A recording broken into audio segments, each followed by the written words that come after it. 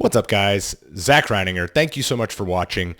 Today in this video, we're going to talk about my 1 week so far of cutting back my caffeine, no coffee, a little bit of tea. I'm going to tell you all about what I've been doing, what the experience has been like, not only cutting coffee, but also cutting any, stimulant pre-workouts, any nicotine pouches that I use for cognitive brain boosting effects in the afternoons, cutting it all back in an energy for as far as energy optimization, getting back to baseline.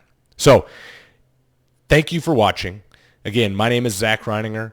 I am an 18-year B2B salesperson. I'm a husband. I'm a father. I'm severely ADHD, and I'm sort of obsessed with personal development and improvement. I'm always looking for ways to get better in my life, to challenge myself, and to grow. In my career, I've done almost $1 billion in sales, and I've had a lot of experiences traveling and the hardships that come with leaving your family, traveling on the road, looking for food that's, not going to crush you, and trying to be healthy and trying to optimize energy, because that's the biggest factor that you have as a traveling salesperson, is being able to bring energy for visit after visit after visit when you're traveling like that. So as I talked about last week, some of the things that I'm doing are I'm cutting out coffee. I'm cutting back my caffeine significantly, and I haven't gone to, a completely 0 milligrams of caffeine. I am drinking a very mild green tea in the morning, which I think has about 20 milligrams of caffeine. I think, like I said, I'm done with 1 week. I committed to doing 2 weeks. And I think tomorrow I could probably get away with not even having that. I just kind of like the ritual of something warm. I could probably go to like decaf coffee. I bought some of that to try as well. But I just like something warm from the ritual side of it, drinking it in the morning. So I've been doing that. And, my experience so far has been, the first couple days really sucked. Like they were brutal. It was a full blown, I could tell that I'm an addict kind of thing, right? Where I was really battling with myself of like, golly, a cup of coffee sounds really good. Maybe I could just have one. I don't ever have to tell anybody that I did it, but it comes back to the fact, like, I can't be a fraud. I can't get on here and tell people that I'm doing something and not actually do it. So it's kind of awesome that I put it out there, because it holds me more accountable. But, it didn't help also that I started on a Tuesday morning, or Tuesday afternoon, Tuesday morning. And the next Wednesday I was home, and then Thursday and Friday I flew out and I was gone. I was on the road visiting customers. And I had a very early flight in the morning on Thursday morning, and it was rough. I was foggy all day. I felt like I did not show up well for my customers. My brain just wasn't working like it normally does. And I was really like trying to muster, just from deep down inside, like just to show up correctly for them. And I sucked. And I knew it at the time. And it was humbling for me, because it made me realize how addicted I am to caffeine. And for a little bit of perspective, like I talked about, was I think I was averaging, about 600 milligrams a day of caffeine. By the time you figure a couple of my cups of coffee in the morning, my pre-workout before going to the gym, maybe I'll have some tea. If I'm on the road, I'll probably grab an energy drink before I do another customer visit. When you really start down in, I'm sure there's days that I was pushing 800 to 1,000 milligrams of caffeine. On top of that, I was using the nicotine pouches, not because I'm a smoker or I ever used to dip or chew or anything like that. It was purely for the cognitive benefit of a little bit of a boost without adding more caffeine, because I think everybody knows you drink too much caffeine, you get anxious and clammy and you just feel like shit. And so I was using those to kind of help stimulate some more, because, I'm ADHD from hell, and we have a sort of addictive personalities from the standpoint of I'm always looking for something to keep pushing me. I love having a lot of energy. I love being able to perform well and do a lot of tasks and get more done than anybody else that I compete with. Like, I love that feeling. And so I think what I was doing was chasing these higher levels to continue to push. But while I was doing that, I was getting more and more fatigued over here as I'm ramping up the stimulants over here on coffee and all this. And it just became this cycle where then I was getting sick, which I never really get sick. And I was getting injured just constantly. Like my body just never felt good. And it was one of those moments of realization where I said, I need to do something hard, because I love challenging things. I love nothing more than when I make myself do something challenging that makes me uncomfortable. Hence these videos. These videos are extremely uncomfortable to do at times. But I love the challenge of stuff like that. And I love that I have to push to get better and to work through it. I think it helps me grow. It helps me realize more about myself. And when you actually follow through with some of these challenges, you build more trust with yourself. You believe in yourself more. And you trust yourself that now in the future, when you say you're going to do something, your mind believes that you're going to do it. And so you're much more likely to actually accomplish the things that you put your mind to, because your subconscious actually believes you, because the other times when you said you were going to do hard shit, you did hard shit. And that's what one of these things, that's what this is for me. This is a little bit of a challenge.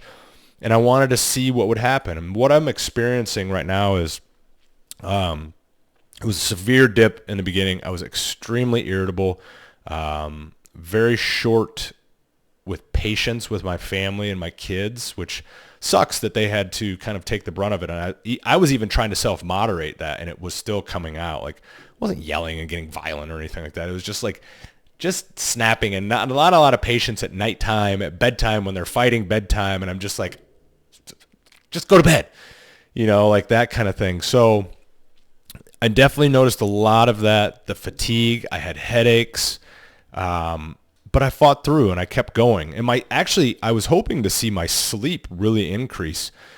And honestly, my sleep got worse for a few days. And I can show you on here. I'm not great at editing on these videos yet. As I told you, I'm continuing to get better here. But I also tried to figure out how to insert a photo into this to show you guys. And I couldn't figure it out. I spent like 45 minutes. And so I just wanted to make the video. But you can see where over here, which was last Thursday, so 2 days after I started quitting coffee and everything, it went from, I was about 89% recovery, and then it dipped pretty hard all through the weekend. And then yesterday I kind of felt, which would have been this second to last one over here, I kind of felt a little bit of a bump. Like I woke up without an alarm, 5 a.m., and I kind of got out of bed with a little bit of a spring in my step. And I was like, that was interesting. Still had a little bit of tea, had a good day, got a lot of stuff done. And then last night, I actually had some of the best REM sleep that I've had in a long time. I mean, way above my normal averages. My sleep cycles were better. Everything was getting better. And I woke up and I felt better. Today at the gym, no pre-workout with any stimulants or anything like that. I had a killer workout and I felt good throughout that. I don't have a lot of brain fog. I am struggling a little bit with just some focus on, sticking to my actual schedule and like what I need to be doing and when I need to do it. I'm struggling there. And I think caffeine helps me a little bit to just laser in, especially being ADHD. Not having that as a crutch, I've felt the effects there. But I'm kind of excited about what's happening right now. And I don't have the cravings. I'll make coffee for my wife in the morning when I wake up, just because I schedule it and set it so when she wakes up, it's brewing at that time, because I know what time she wakes up. And I'm doing that for her. So like when I come back inside from my office, I smell it. Like, it smells amazing. I love the taste of it. And I would love to have a cup, but it isn't that like burning deep desire anymore of like, I'm going to lie to everybody and have some coffee. I'm going to go sneak it in the garage, like a true addict, and just drink it in the garage. I mean, these thoughts were going through my head. I was like, maybe when she runs the kids to school, like I'll just go in and have a little bit, and nobody will ever know. That's the dialogue I had. That's how bad I wanted coffee. But I'm across the hump, and it's really interesting. And I kind of like how I'm feeling right now. And I love that I'm going to bring it all back and just reset my baseline, help myself sleep, try to just heal myself. And what's really interesting is, at the same time, I've also increased my calories, and this was another part of a video where I'm working on my energy. So I'm trying to overall bring back homeostasis for my body. I've cut back some of my lifting. I've increased my calories. I cut the caffeine. And what's really interesting is I'm losing weight, even with much higher calories. This is something that if you are into fitness or any of that kind of stuff, like it or even health, like it's kind of an obvious thing that if you bring down your stressors and you bring up your sleep, your recovery, you are going to operate and feel better.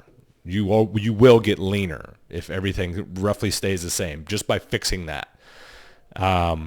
It's something my doctors told me for years. It's something I know I've been terrible at because I've never been actually fully committed to changing. And that's the difference, right? Like that was the difference for me, was making the commitment to try this, to see what happens. And so far, it's been miserable, but I'm really excited about how I'm feeling, like what's going on in my body and in my energy. And I'm looking forward to the next week to see what goes on. Now, don't get me wrong. I am absolutely looking forward to that first cup of coffee after this 2-week experiment. And I don't know, maybe that morning after the 2 weeks, maybe I'll pass on that cup of coffee. Maybe I'll decide like, I'm good. I don't want to break this. But if I choose to have it, I'm going to do this much more, strategically and smarter. I'm going to only have a little bit every day. I'm going to really cap it for myself, and I'm not going to allow myself to go down the rabbit hole of just chasing more caffeine. This all might seem a little bit dramatic and like over the top for some of you, where you're just like, it's just coffee, dude. But I'm very in tune with myself and my body, and I know I needed to make a change. I think there's probably a lot of you out there that would also benefit from doing the same. And all it is it's just a reset. Nobody's saying stop doing it forever. It's not like it's meth where, you're ruining your life by drinking coffee every day. It's nothing like that. It's getting yourself back to a baseline homeostasis. So when you do drink that cup of coffee, you feel it and you feel great, but you don't go too far. And then the other side of that is like I talked about at the beginning of the video, it's the mental benefit that I see of making myself do hard shit.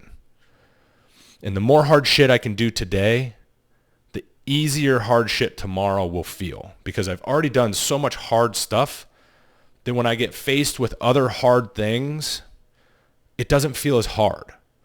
And if that doesn't make sense to any of you, it's also, I think there's something powerful in doing like really hard workouts and really pushing yourself in your body. Because when you do those things, that at the end of the day, like that's going to be the hardest shit you did that day. Yeah, maybe a customer called and chewed your ass. Maybe you had something going on with your wife or your husband or your partner. But you pushed your body through something so difficult and you got to the other side that's like you come out of some of those experiences and you say like, man, look, all this stuff, it can't be any harder than what I went through this morning when I worked out. And it kind of just builds a little bit of that resiliency inside you. And so that's why I talk a lot about, fitness and pushing yourself and doing hard things, because I think as humans, we don't get enough of that. We live in a life that is, let's face it, it's coddled. I've got air conditioning, heat, I'm in my own office outside. I've got a camera, I've got water, food on demand, a million videos that I can watch at the drop of a couple fingers. We're coddled and we're unhappier than ever. And I think that the pain is where we feel alive. And pain, I mean doing hard shit. And so if I could encourage any of you, it would be to pick a couple things in your life. Pick something that you feel like you're addicted to. Maybe it's sugar and candy or sodas or coffee or cigarettes or nicotine or whatever it might be. Something that you're doing that's probably not optimal for your health, your energy, your mindset, and try and give it up for a little bit. And just see how you feel. And then once you bring it back in, pay attention to how you feel when you bring it back in. because maybe you really don't like it, but you've just done it forever. And so I encourage you guys to think about that and to do some of these things and do hard stuff. Do things you don't want to do, even if it means waking up a little bit earlier and just going for a walk because you don't want to. Push into that. Lean into that stuff. That resistance is where magic is. And I can't remember. I need to dive in and find out. But I heard a quote the other day that really, really stuck with me. And it was, the magic you are seeking lies on the other side of the discomfort you're avoiding, or the work you're avoiding. So the magic you're seeking lies on the other side of the stuff you're avoiding. And I loved it. And it made me really think about a lot in my own life. Like, I didn't want to give up coffee. I kind of knew I needed to. I didn't want to give up my little nicotine pouches because I like how they make me feel in the afternoon, and it allows me to get a little bit more work done. But I know I needed to. I know I should lean into it. I didn't want to put myself out there on a YouTube channel where anybody in the world can see this. I know I don't have editing skills. I know I have barely any skills for photography or any of that. But I'm leaning into it because I know it's allowing me to send a message out to people like you that maybe I can help somebody. Maybe it's somebody that can learn something. But it's helping other people raise our standards. And I think I have to share with you guys my journey of recreating myself and raising my standards higher and higher and higher every day. And hopefully by me sharing with you how I'm recreating myself and what I'm doing to raise my standards, maybe it inspires one of you to do the same. Maybe you decide to get better. Maybe you decide to make a couple changes in your life. And I would be humbled and honored if that did happen. Maybe 2 people watch this. Maybe 2 million people end up watching this. I don't know. But I do know that I enjoy sharing it. I enjoy helping people. I enjoy coaching people up. And I really believe that we need to all take a serious look at our standards. Because remember, we don't always get what we want, but we will always fall to the baseline of what our standards are. We will always get our standards. So that's the line in the sand that you draw about whatever is important in your life. We will always get that because you will not budge off your standards. And if we can raise those standards together, you will have a better life. So that's what I'm pursuing. That's what I'm sharing about. That's why I wanted to share this video. Thank you so much for watching. If you feel like this might help anybody, please share it with them. If you have any questions or anything that I could help you with, or if you had any ideas of hard things that I could do or challenges I could embrace and share with you guys, post it in the comments. I'm open to trying some stuff. Nothing too insane or crazy. It is the internet, so God knows what all I'll hear. But I'm open to it. So remember, it's time to elevate our standards. I'm Zach Reininger. Thank you so much for watching. I'll follow up with you guys next week and let you know how week 2 is going. I appreciate you so much. Thank you.